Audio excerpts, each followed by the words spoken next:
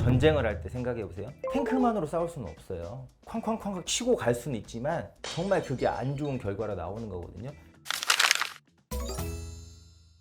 네, 안녕하세요. 모공 피부과 이승용입니다. 피부과 전문이고요. 오늘은 남녀 헤어라인에 대해서 차이점이랑 그다음에 수술하는 방법 이런 거에서 얘기할 거고요.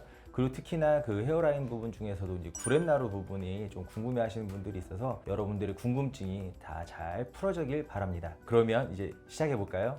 어색한데 이런 건 일단 남녀가 디자인이 차이가 많이 나죠. 왜냐면 보통 남자분들은 탈모가 진행이 되면서 M자 형태로 깊이 들어가게 되는 거고, 여성들 같은 경우는 나이가 들면서 잔머리가 줄어들거나 얼굴이 좀 더 작게 가는 디자인으로 동그랗게 좀 가는 형태라고 보시면 됩니다.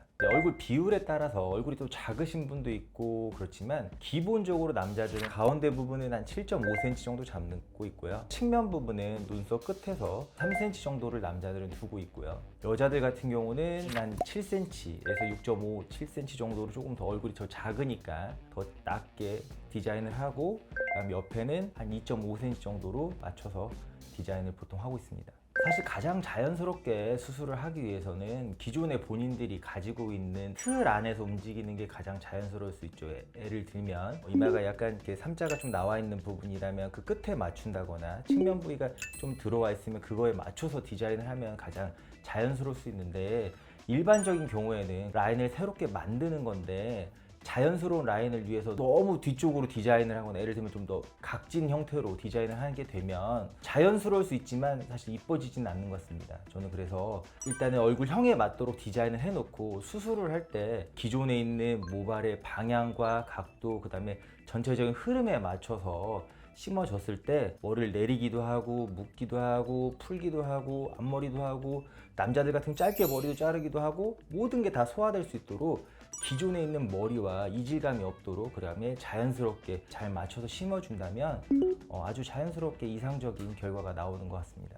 여러분들이 생각할 때 이제 우리가 헤어라인을 심으면 앞쪽이 풍성하게 보여야 되고 앞라인이 또렷하게 보이기 위해서 2모짜리, 3모짜리 모발을 무리해서 심는 경우들이 종종 있거든요. 그렇게 심어놨는데 밀도마저 떨어지면 정말 심은 티가 많이 나게 되는 거거든요. 볼륨이 우선이 아니라 자연스러움이 우선이기 때문에 굵은 모발 2개짜리, 3모짜리를 꼭 앞에 쓰면 안 됩니다. 전쟁을 할 때 생각해 보세요. 탱크만으로 싸울 수는 없어요. 쾅쾅쾅쾅 치고 갈 수는 있지만 전쟁에서 하려면 소총도 쏴야 되고 뭐 유탄전도 해야 되고 수류탄도 해야 되고 모든 게 조화적으로 이루어졌을 때 그게 전쟁에서 승리할 수 있는 것처럼 얇은 모발은 얇은 모발대로, 단일모는 단일모대로 그거를 맞춰서 자연스럽게 점차적으로 변화되도록 심어주는 게 중요한 거지, 굵은 모발을 다발로 심었을 때는 정말 그게 안 좋은 결과로 나오는 거거든요. 그거는 잘못된 방향으로 설정이 돼서 수술이 진행됐기 때문에 그러한 결과가 나오는 거지, 헤어라인 수술이 문제가 있는 건 아닙니다. 얼마만큼 신경을 써서 수술을 해주느냐에 따라서 아름답고 자연스럽게 할 수 있는 게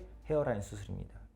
일단은 여러분들이 수술을 할 건지 안 할 건지를 저는 결정하는 게 좋을 것 같아요. 만약에 잔머리가 있어서 나는 이 정도 결과만 있어도 머리 스타일을 하는데 전혀 지장이 없을 것 같다 라고 하시는 분들은 굳이 수술을 하지 마시고 미녹시드를 꾸준히 발라보세요. 6개월이든 1년이든 발라보시고 그 결과에 만족이 되신다면 그냥 꾸준히 앞으로 약물만 바르시면서 본인이 원하는 헤어라인을 가지시면 되는데, 수술을 하실 거라면 저는 미녹시드를 바르는 것을 추천하진 않습니다. 왜냐하면 미녹시드를 바르는 것 자체가 약간의 염증을 일으킬 수도 있고 그다음에 혈관을 확장시키기 때문에 병원에서 조금 불편할 수 있거든요. 그렇기 때문에 바르는 거는 그때는 안 하시면 좋고, 하고 나서도 저는 개인적으로 1년간 내가 원하는 결과가 나왔는지 안 나왔는지 봐야 하기 때문에 바르는 약을 아예 하지 말라고 하거든요. 수술 결과가 나올 때까지는 약을 바르지 않고, 그리고도 좀 아쉬우면 발라보는 것을 추천을 드리고, 수술 전에 여러분들이 주의를 한다거나 신경 써서 준비를 해올 것은 없습니다. 구렛나루라는 게 머리카락일까요? 털일까요? 수염일까요? 얼굴이 작아 보이고 그런 부분은 뼈만의 문제가 아니에요. 굳이 윤곽 수술을 하지 않고도 본인이 원하는 아름다움을 가질 수가 있는